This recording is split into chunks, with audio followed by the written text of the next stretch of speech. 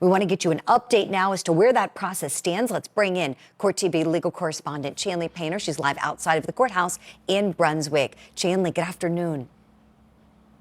Hey, good afternoon, Julie. Currently, the court is on a lunch recess, but right before they began that all-important individual questioning we've been seeing and reading about over the last several days, it is day 6 of jury selection.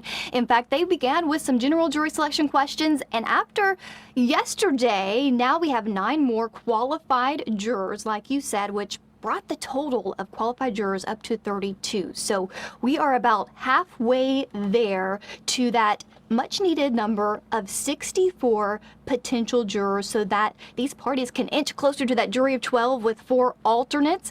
But again, we won't see those peremptory strikes until they have about 64 qualified jurors. So of the 32 who have made it past the general questioning, the individual questioning, here is what they look like. We have at least 21 who appear to be white, at least 9 who appear to be black, 14 are men, 18 are women, and the state anticipates that they will reach that magic number, as we keep calling it, of 64 by next Tuesday, November 2nd, Julie.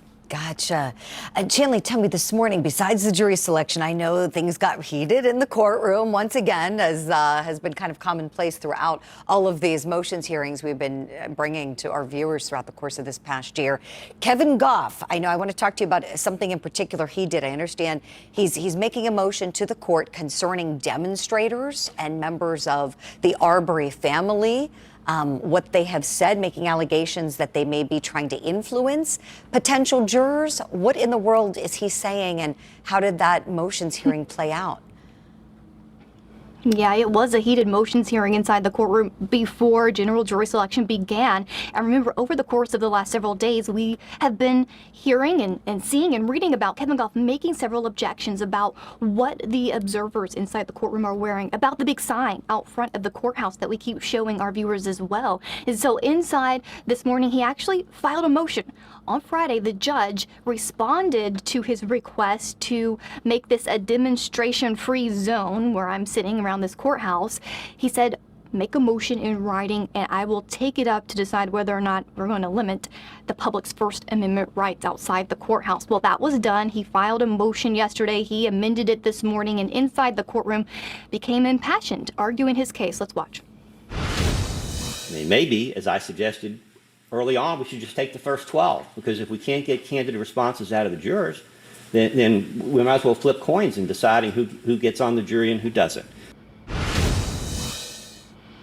In his motion, he called what has happened over the last several days a circus-like atmosphere. He called for a ban of demonstrators in the area, the complete square and surrounding roads of the courthouse. And he also pointed to several exhibits he attached to his motion and before the court today, including some social media posts of family members of Ahmaud Arbery, of their statements to the news, one of Wanda Cooper Jones, Ahmaud's mother, saying that she hopes and prays for the right jury to be impaneled. And he also pointed to this Instagram post by Wanda Cooper Jones' attorney, civil attorney Lee Merritt, and pay attention to the caption. He posted a video about the jury selection process, and he says, "Show up for jury duty, remember this phrase, I can be fair." Of course, he says register to vote too. Show up for jury duty. Remember this phrase, I can be fair. And Kevin Goff is alleging that that is tampering with potential jurors, that they are trying to influence potential jurors on how to act during jury selection, what to say.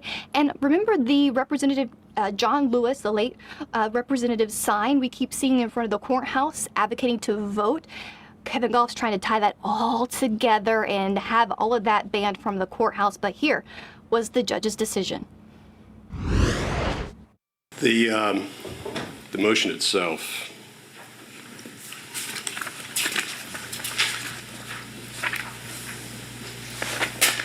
the requested relief is to bar, as I understand it, signs or demonstrations within the area that Mr. Goff has defined here in the argument. Is that correct, Mr. Goff?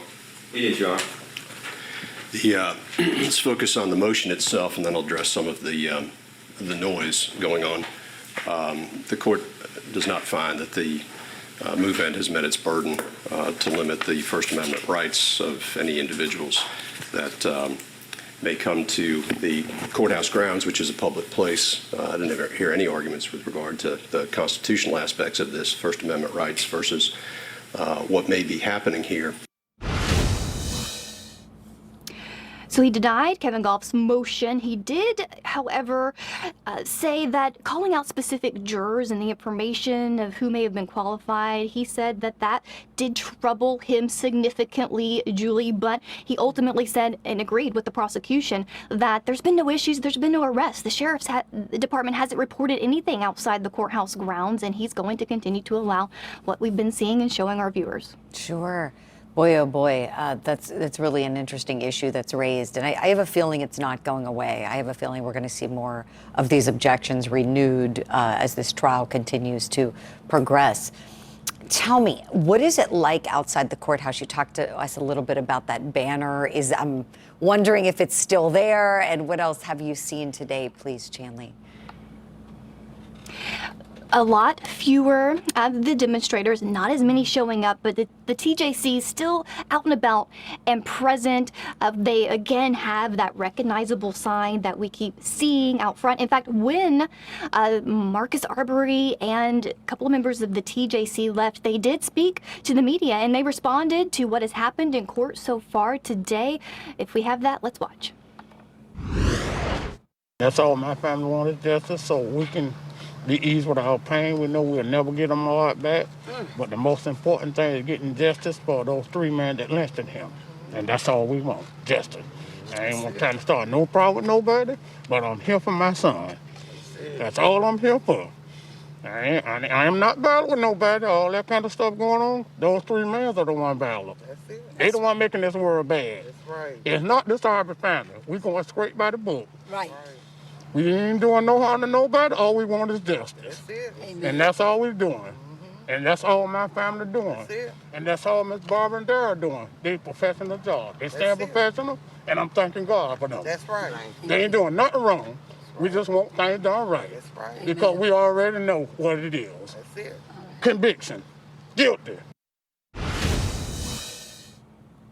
And so there you see, and they go on to say that they agreed with the judge's decision to deny Kevin Goff's motion. They are very present, seen outside the courthouse every day, day in and day out. The family members, a lot of local support. We also expect the TJC to bring in, buses of more demonstrators from across the nation, probably starting tomorrow here, Julie. And again, I know we keep talking about the stage. I showed you yesterday. There's being more added to that area right next to Media Row. The sheriff's department is funding it. They're setting this up, maintaining it, and they were doing mic checks today and trying to encourage the demonstrators to move to this area that they can have their voices amplified and move all together in one spot. So hopefully, according to the sheriff's office, that will be taken advantage of. Very good to know. Chanley Painter, thank you so much for that information and your reporting. We'll check in with you in our next hour.